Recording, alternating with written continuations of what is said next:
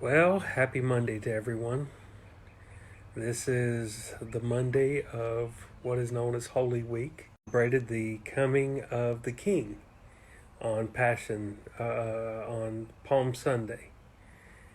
And today, the King would go into the temple and clear it out.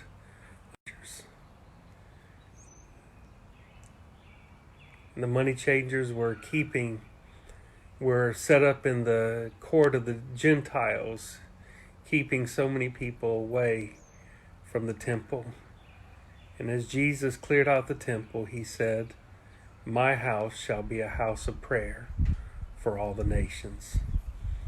As we think about that statement this week, especially this week of 2020, it's important that we as the church be a house of prayer for all the nations.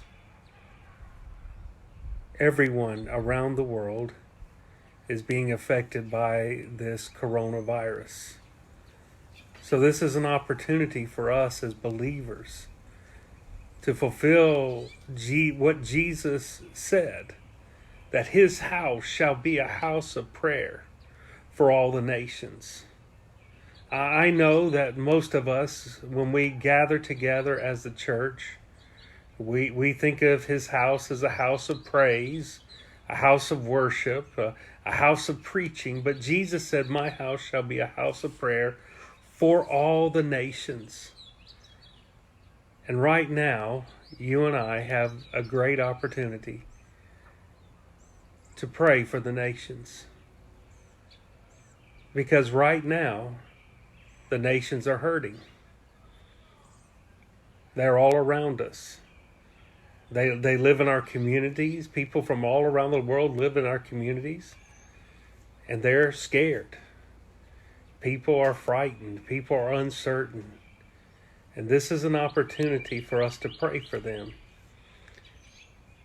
To pray not only for those living here with us, but to pray for the people across the nation and around the world.